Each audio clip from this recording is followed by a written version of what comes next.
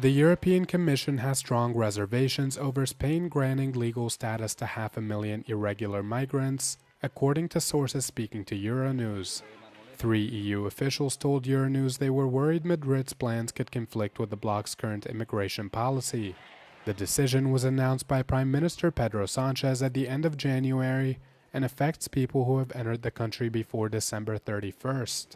Migrants must have resided in Spain for at least 5 months or have requested asylum before the end of 2025 to be eligible for consideration. The new decree will provide beneficiaries with 1-year residence permits and the right to work in any sector anywhere in the country. EU officials say the measure is not in line with the Commission's stance and risks sending the wrong message to irregular migrants, one that encourages illegal passageways. Lawmakers are also concerned that some of these migrants may utilize their freedom of movement within the bloc to travel across Europe and settle elsewhere illegally. Following Madrid's announcement of the move, EU Commissioner for Migration Magnus Brunner offered no judgment and said that the matter is a national responsibility. EU states will be able to send asylum seekers to countries they have no link with, as the UK has tried to do with Rwanda in the past. The legislative tweak was approved Tuesday at the European Parliament with 396 votes in favour, 226 votes against and 30 abstentions. The change in the safe third country concept paves the way to agreements between EU states and foreign governments, which would receive money for accepting migrants from Europe. So what we're doing with the two files is giving member states the flexibility they urgently need at hand to assess asylum claims in a fast, in an efficient, and in a way that helps alleviating the pressure from national capacities. Asylum seekers can be transferred to virtually any country in the world, provided it is considered safe. Safeguards include protection from persecution and the respect of non-refoulement. Social Democrats, Liberals and Greens opposed the legislative change. Non siete riusciti ad alzare muri, ma avete fatto di peggio. State usando le leggi come un muro. Oggi votate per distruggere il diritto di asilo in Europa. The provision will not be applied to unaccompanied minors whose asylum applications will still have to be assessed in European countries.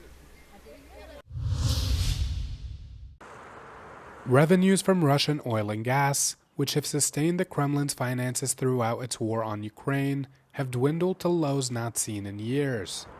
The drop in income is the result of punitive measures introduced by U.S. President Donald Trump, who imposed tariffs on countries who purchase Russian energy, like India.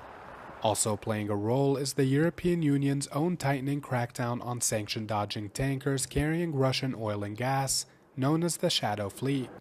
The decrease in revenue is pushing President Vladimir Putin to raise taxes and borrow from Russian banks to keep state finances on an even keel, for now. In January, Moscow's energy revenues fell to 4.3 billion euros, an almost 33% decrease from the 6.4 billion recorded in December, and a staggering 65% decrease from January 2025's 12.2 billion. Washington's pressure made a serious dent in the Kremlin's finances, as sanctions imposed on Russia's 2 largest oil companies carried serious consequences for potential buyers. The White House said it would remove anyone buying Russian energy from its banking system, a serious concern for any multinational enterprise.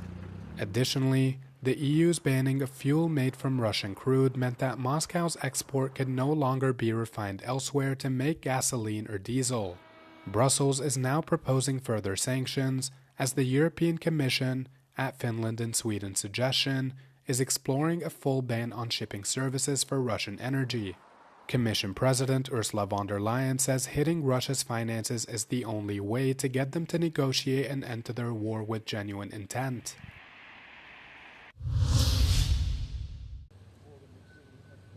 UK Prime Minister Keir Starmer defended his leadership and told Labour MPs he'll stay on as Prime Minister. Also on Monday, Scottish Labour leader Anna Sarwar called for Starmer's resignation as the Prime Minister faces increased political pressure over the Peter Mandelson Epstein scandal. This isn't easy, and it's not without pain, as I have a genuine friendship with Keir Starmer. But my first priority and my first loyalty is to my country, Scotland. And I am not willing to sacrifice Scotland's NHS, our schools, our communities, our towns, cities, villages and islands to a third decade of an SNP government. That's why the distraction needs to end and the leadership in Downing Street has to change. Following Sarwar's statement, various cabinet members expressed support for Starmer, including his deputy David Lammy, Chancellor Rachel Reeves, Foreign Minister Yvette Cooper and his former deputy Angela Rayner. Starmer appointed Mandelson to Britain's most important diplomatic post in December of 2024. He did so even though he knew Mandelson had maintained contact with Epstein after the financier's conviction in 2008 for soliciting prostitution from a minor. Starmer addressed Epstein's victims last week, apologising for, quote, believing Mandelson's lies and appointing him. Never done it. Although the EU ranks as the least corrupt region, progress against corruption has stalled over the past decade. The average score in the EU is 62 out of 100, compared to 42 out of 100 globally, according to Transparency International's 2025 Corruption Perceptions Index. Hungary, Bulgaria and Romania are the EU countries where perceived levels of public sector corruption is the highest, according to the NGO. On the opposite end of the spectrum, Denmark, Finland and Sweden are the EU countries perceived as the least corrupt. The NGO observed backsliding trends in a few EU countries such as Hungary, Bulgaria and Slovakia. In the last year in Slovakia, there's been campaigns within the government against the independent whistleblowing agency, impacts on the ability to investigate and prosecute against corruption being rolled back within the country.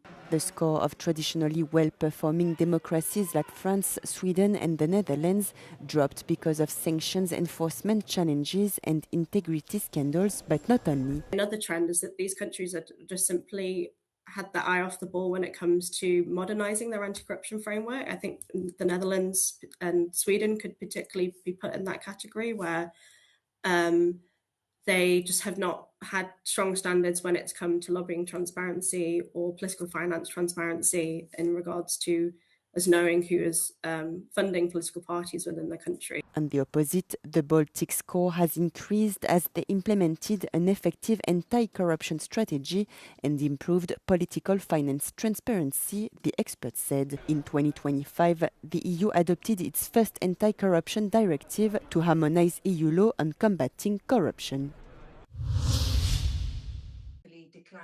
Convicted sex trafficker and former girlfriend of Jeffrey Epstein, Ghislaine Maxwell, refused to answer questions from US House lawmakers during a deposition on Monday. Maxwell faces renewed scrutiny as lawmakers investigate how Epstein abused underage girls for years and search for anyone who may have facilitated the abuse.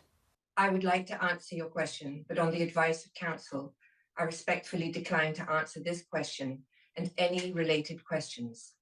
The partial publication of files on Epstein by the Department of Homeland Security showed that both US President Donald Trump and former President Bill Clinton spent time with Epstein in the 1990s and early 2000s. Maxwell's attorney, David Oscar Marcus, said that if Trump ended her prison sentence, she would be willing to testify that neither he nor Clinton had done anything wrong in their connections with Epstein. Meanwhile, both Democrats and Republicans have pushed back against the possibility of an appeal. When asked on Monday about Maxwell's appeal, the White House pointed to previous remarks from the president that indicated that the prospect of a pardon was not on his radar. Maxwell is currently serving a 20-year prison sentence in Texas. Cuba is facing growing difficulties as a result of the United States oil embargo. Aviation authorities have banned aircraft operating in the region from landing on the isle to refuel.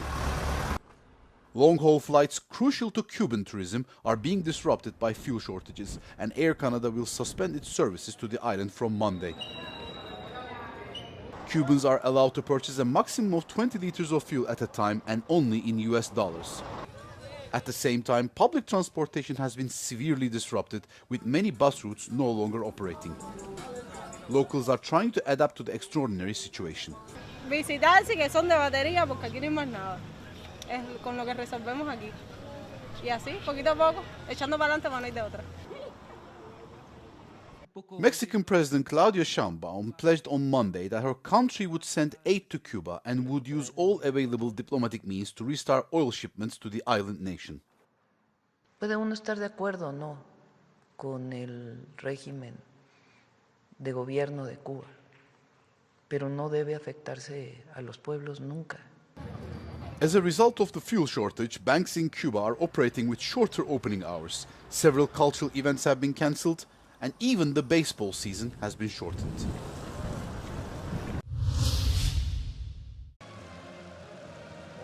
South Korean authorities raided the country's intelligence agency on Tuesday as part of a probe into an alleged drone incursion into North Korea. North Korea said it had shot down a surveillance drone in January, accusing its neighbor of trying to gather intelligence on North Korean targets. Photos showed the wreckage of a winged craft scattered across the ground next to a collection of gray and blue components that allegedly included cameras. Seoul initially denied any involvement, but a joint military-police task force said on Tuesday it was investigating 3 active duty soldiers and 1 spy agency staffer. South Korean President Lee Jae-myung has sought to repair ties with North Korea, vowing to stop the drones his predecessor was accused of using.